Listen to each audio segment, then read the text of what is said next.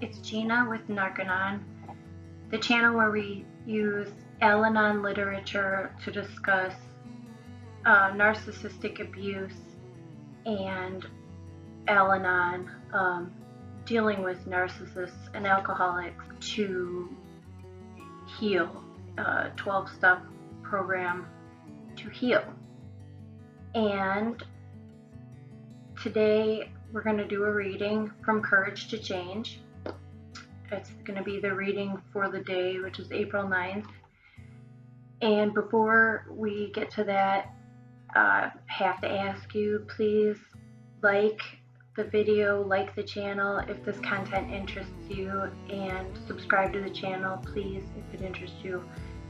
And I think with that, I was just thinking about why this channel is different from other channels that discuss narcissistic abuse.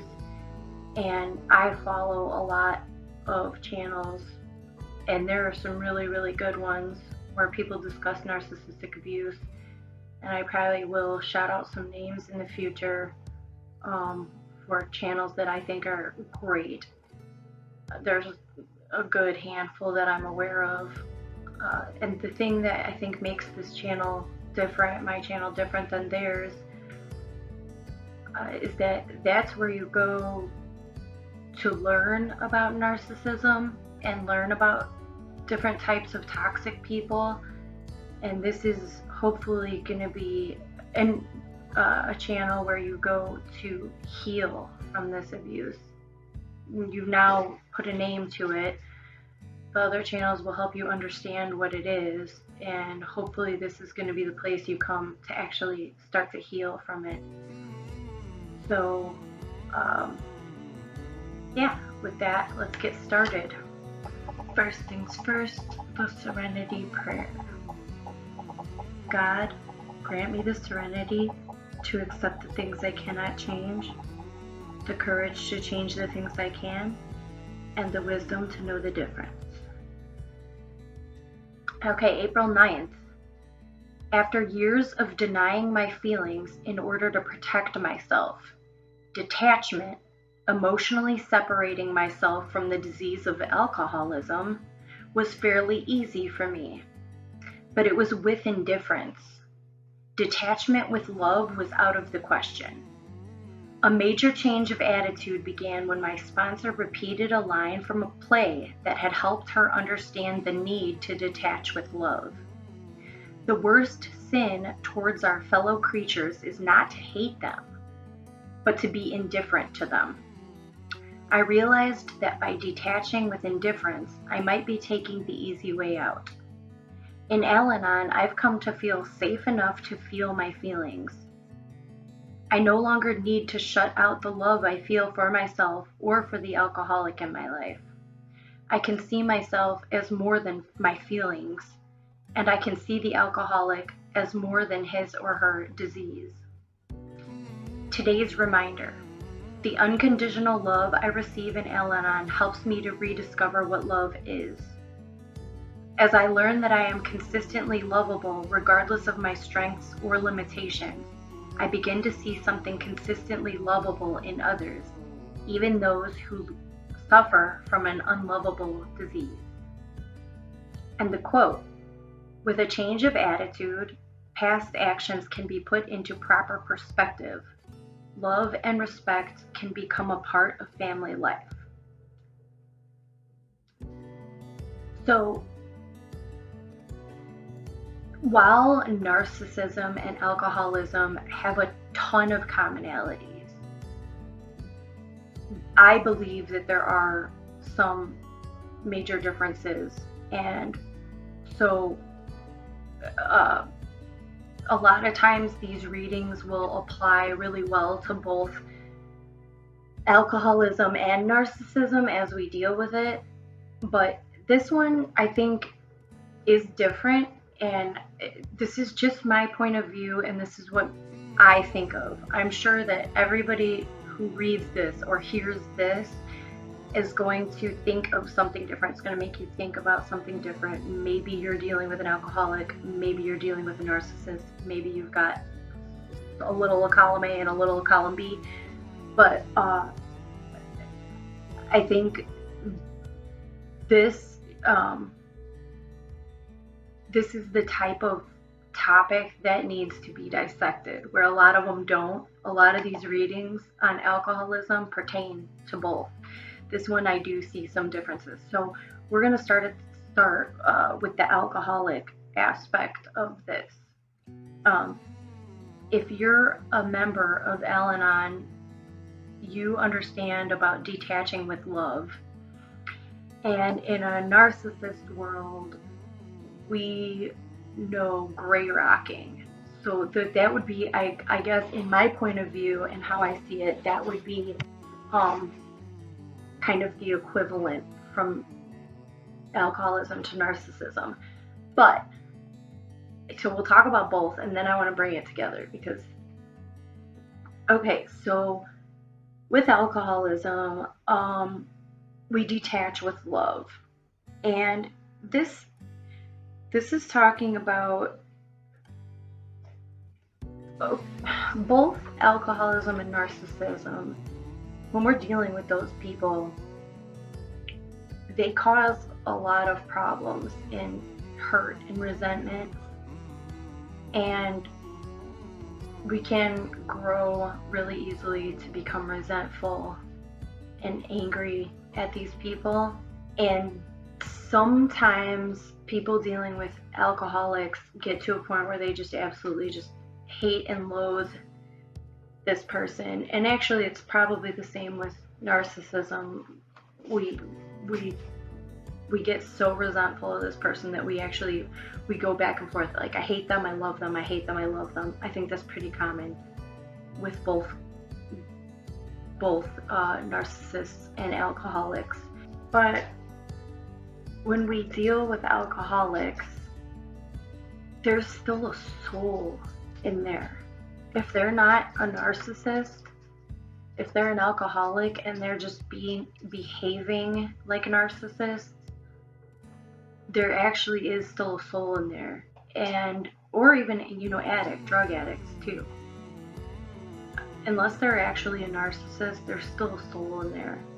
So it's a matter of separating the person from their disease. And if you've known them long enough to have seen the genuine good side of an alcoholic or an addict, you know that there's a good part of them that exists.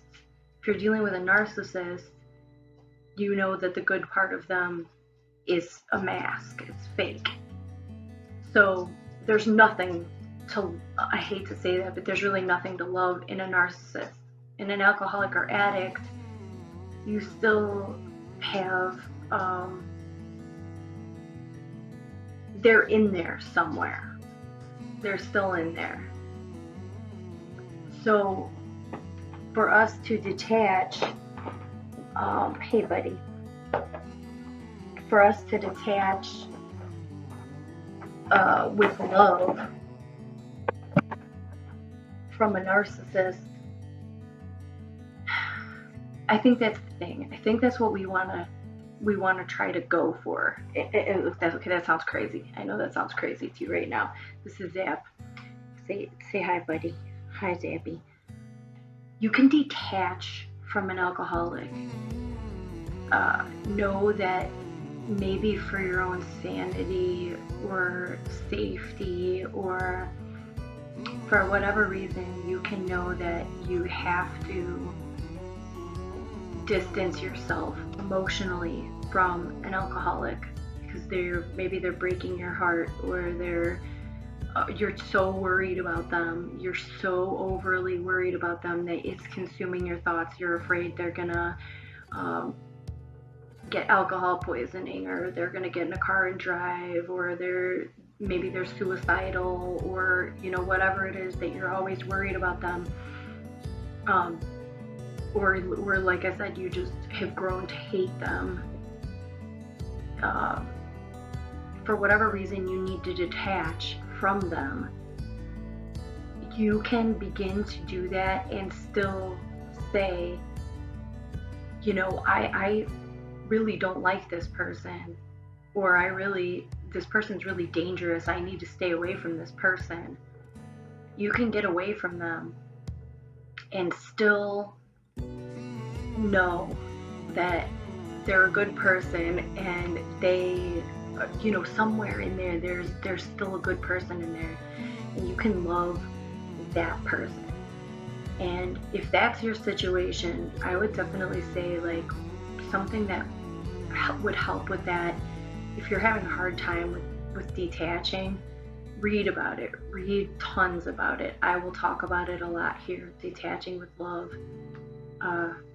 And yeah, it's easy to detach with indifference and just be like, I don't care anymore. I don't care if this person lives or dies. I don't care if they, I'm just so over it. But it's the easy thing to do, and you're not gaining anything as a human being. You're not evolving spiritually if you just shut yourself off emotionally to somebody that you did once love. So that's something to think about. Now, with a narcissist, let's talk about that. Detaching with love where a narcissist is involved.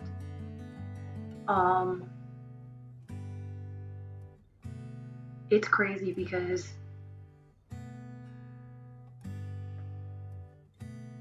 I know it's different for everyone, and it depends on your relationship, obviously, with the narcissist too.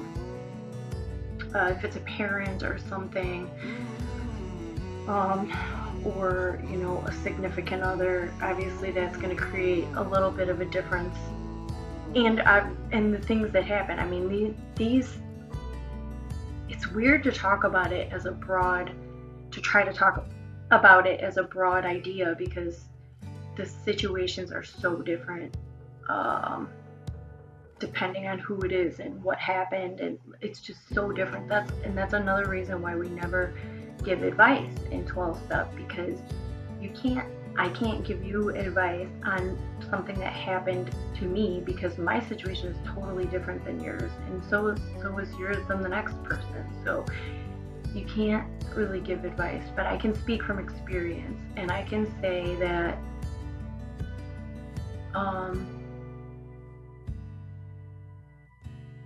I've gotten to a point where and I have a long way to go, and this is because my spiritual being needs work. But I have gotten to a point where I can separate the narcissist from the person that the narcissist was supposed to be. And that's so sad to say that. It's so sad, because it's like, that's all you've got. With an alcoholic or an addict, you could say, I could separate the alcoholic from the person. But you can't even say that about a narcissist, because they don't have they're soulless, I believe. So I can have love for, and it's almost in a way that I think in almost like a maternal way for me, that I can love my ex narcissist for the person, the wounded child that was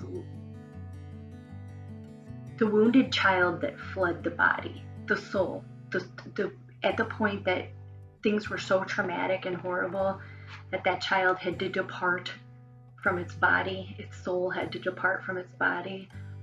I can love that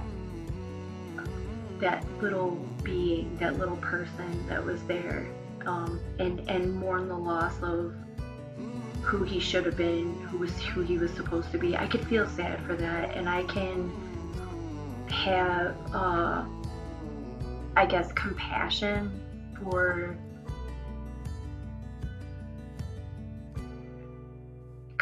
and sadness, for that person. And that right there, I mean, it's a little of a dangerous territory, because that's where your codependence starts to kick in. So you really have to, it's like, for me, it's a fine line.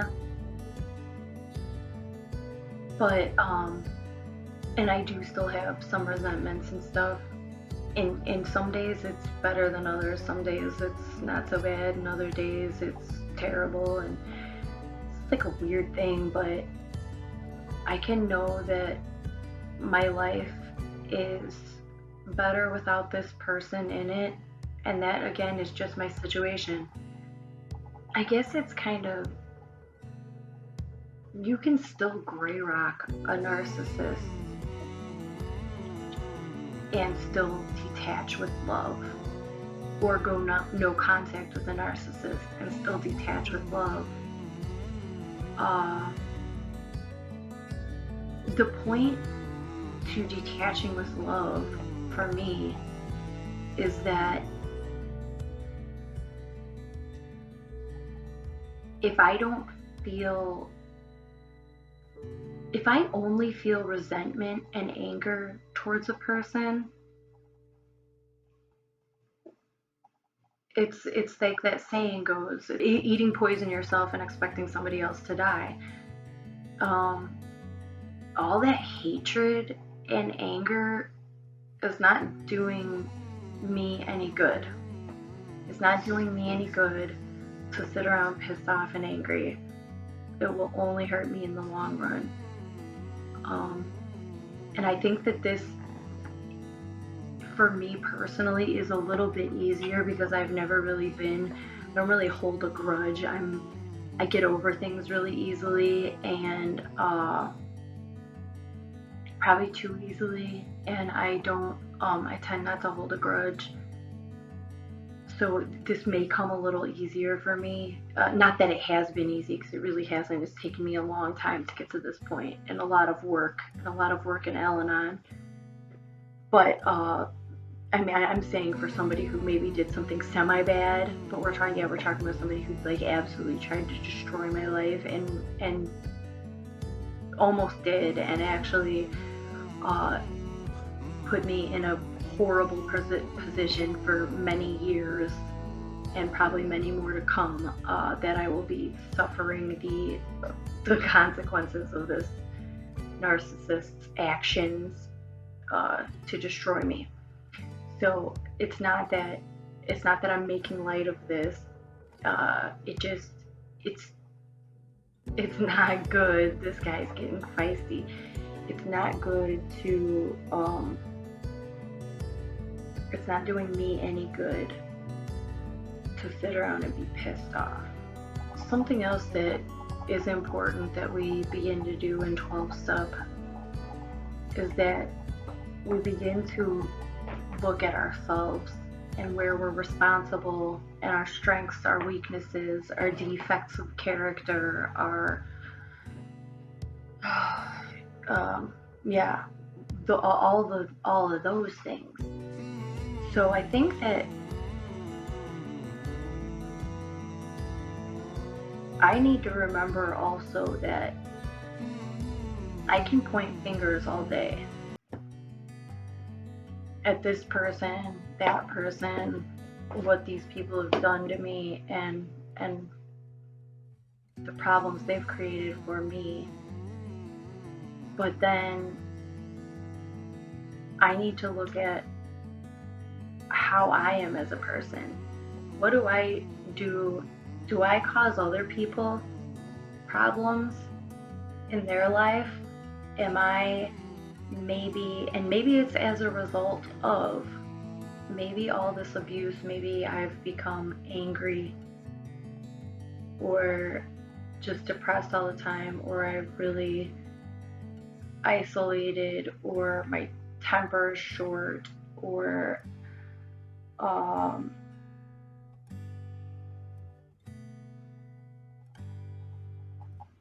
maybe I'm not treating everyone else around me the way that I should be. And so I really need to look at that and think that, you know, even though I have and I do have my own issues.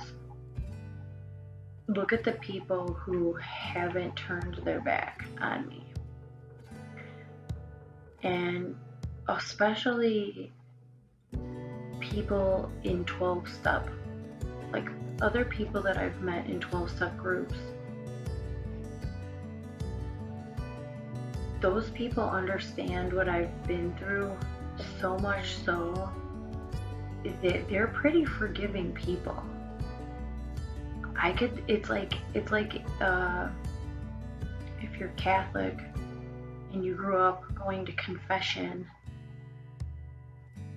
and you know that idea of like, I tell you what I did, I tell you all the terrible things that I've done, and you tell me what I need to do to be forgiven for these things.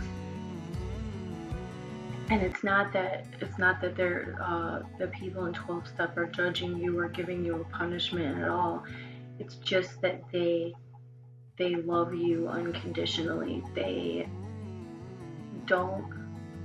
not gonna hold it against you because you've done something unsavory. And it's also, it makes it good because it makes us also not be afraid to acknowledge where we may play a part in difficult relationships. And again, our character defects are the things that we may not be the best people that we could be. So there's always work to be done on us. And that's why 12-step programs are meant to be, lifelong. Well, and I can't say meant to be, but absolutely a lot of people remain in 12-step programs for life, because you come to realize that becoming a better person is a never-ending job. You always could be a better person. You always could be more selfless and more loving and less judgmental and more self-accepting. And there's always work to be done to make you a better person for yourself and for everybody else that you're involved with. And I know that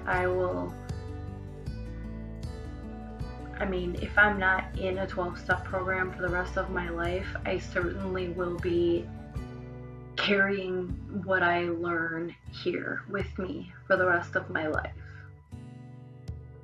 And so I hope that something that I said here, and I hope this reading, I hope you got something from it. One of my favorite sayings in 12-step is, more will be revealed.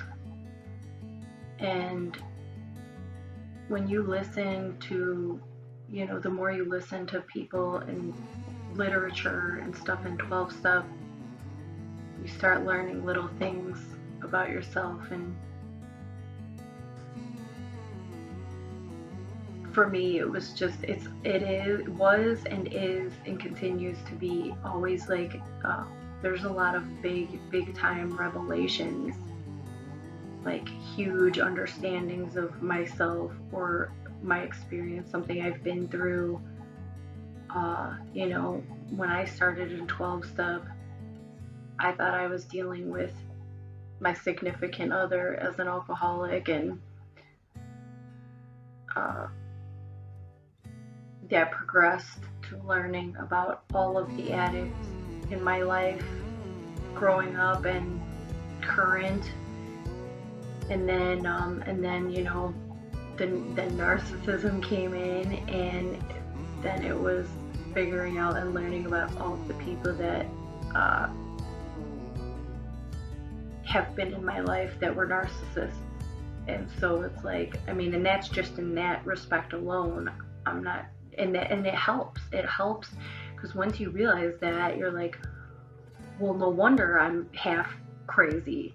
This raccoon is nuts right now. no wonder I'm half crazy, because and it's like accepting. It's acceptance. Like, well, okay, now I know why I have a difficult time, and not that I'm going to sit around and harp on it, but I know why I am the way I am now, and I know why I'm feeling the way I'm feeling. It's validating.